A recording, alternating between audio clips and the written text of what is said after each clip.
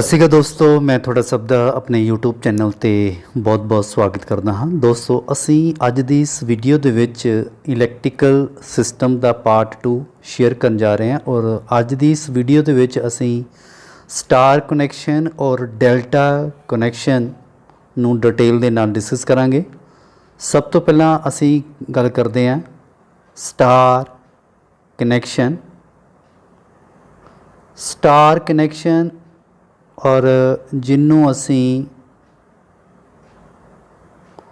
Y connection भी कहने जी, Y इस तरह स्टार बंदे कहते हैं वाई कनैक्शन। तो स्टार कनैक्शन विच की हुंदा है, साडे कोल 3 फेज हैं। तुसी देख सकते हो साडे कोल 3 इत्थे फेस कह सकते हो या तुसी 3 तारां कह सकते हो। 3 फेस है। ए फेस दा स्टार्टिंग एंड ए है और इसका फिनिश्ड एंड ए डैश है। और सेकंड जो फेस है इसका जो स्टार्टिंग एंड है वो बी है और इसका जो फिनिश्ड एंड है वो B1 है। और सी ए थर्ड फेस का स्टार्टिंग पॉइंट इसका सी है और इसका जो एंड पॉइंट है वो C डैश है। स्टार कनैक्शन में असी की करते हैं कि इसके जो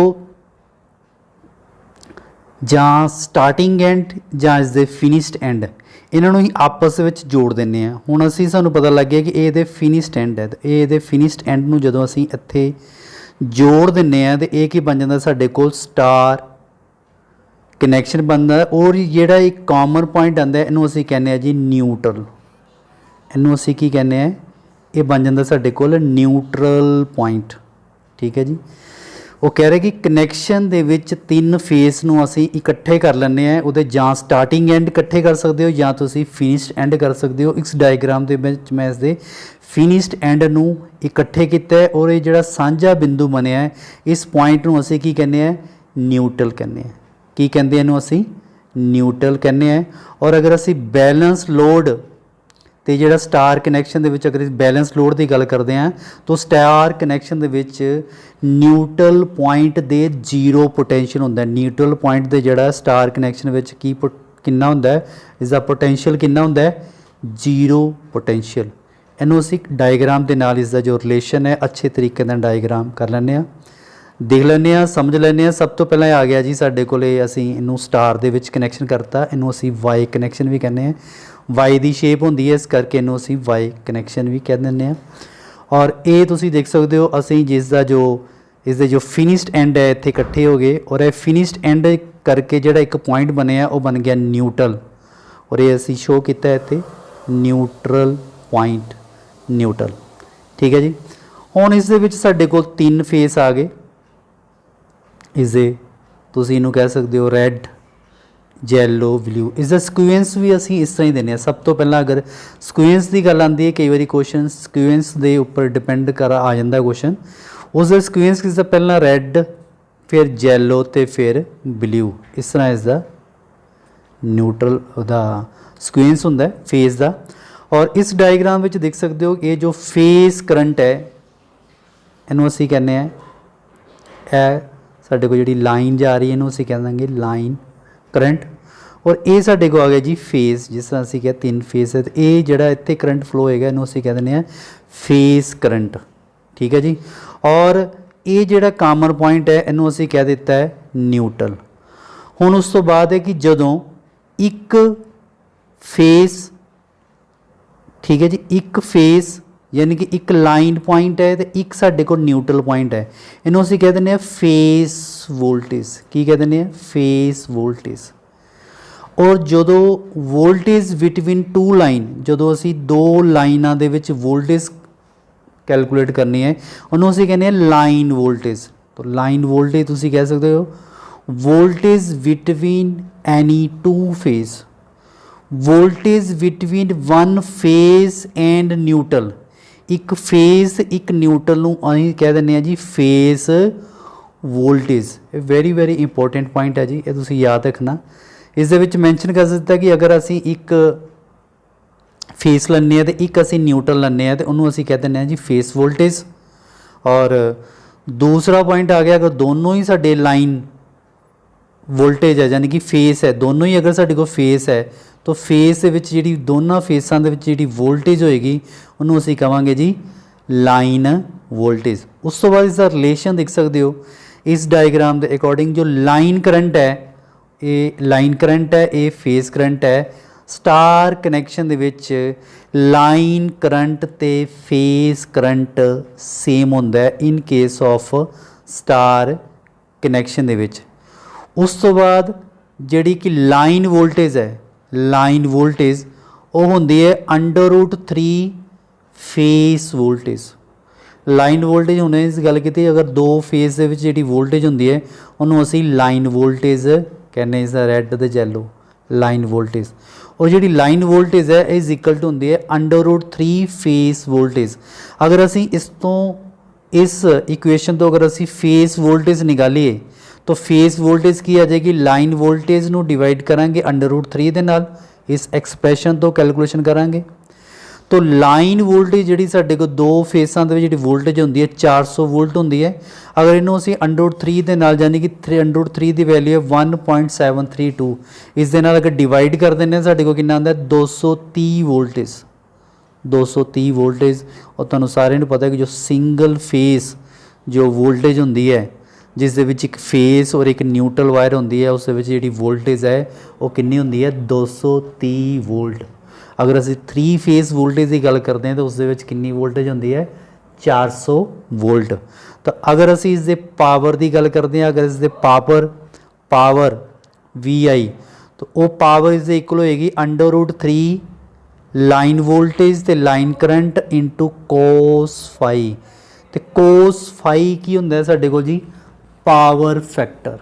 cos फाई की होंदा है साडे कोल पावर फैक्टर। तो इस तरीके नाल असी जो है स्टार कनैक्शन का जो रिलेशन है वो क्लीयर कर सकते हैं और इनू समझ सकते हैं।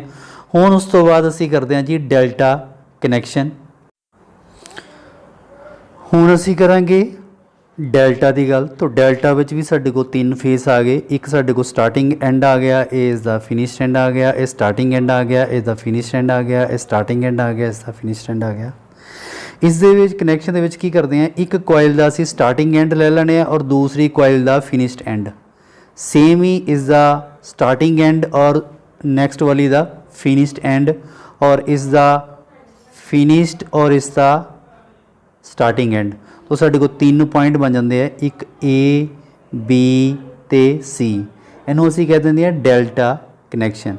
तो इनू असी इस तरह कनैक्शन कर लेने हैं डेल्टा के कनैक्शन जिमें कि साढ़े को 3 कोयल आ गया, ये स्टार्टिंग एंड आ गया, फिनिश्ड एंड आ गया और ये साढ़े को आ गया लाइन करंट, ये साढ़े को आ गया फेस करंट।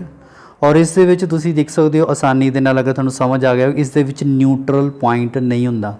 और इस दे विच जो फेस वोल्टेज है, फेस वोल्टेज देख सकते हो, फेस वोल्टेज भी दोनों जो फेस है उन्होंने विच फेस वोल्टेज आ रही है और जो लाइन वोल्टेज है वो भी दोनों फेस दे विच ही आ रही है। तो इसका मतलब है इसका जो रिलेशन होएगा delta they which line voltage ते फेस वोल्टेज जिहड़ी है इस दे विच इक्वल होंदी है in case of delta connection they which line voltage ते फेस वोल्टेज, लाइन वोल्टेज ते फेस वोल्टेज की होंदी है इक्वल होंदी है। उस तो बाद अगर असी इस दे विच लाइन करंट की गल करते हैं तो जो लाइन करंट है लाइन करंट आ जाता है √3 into face current. Line current जोड़ा √3 इंटू फेस करंट। तो अगर असी इस दे विच अगर असी फेस करंट की कैलकुलेशन करनी है तो इस एक्सप्रैशन तो आ जाएगा साढ़े को फेस करंट किस दे बराबर आ जाएगा लाइन करंट नू अगर असी √3 दे नाल डिवाइड कर देंगे तो साढ़े कोल की आ जाएगा फेस करंट आ जाएगा। और इस दे विच फेस वोल्टेज ते लाइन वोल्टेज जो है वो सेम होंदी है।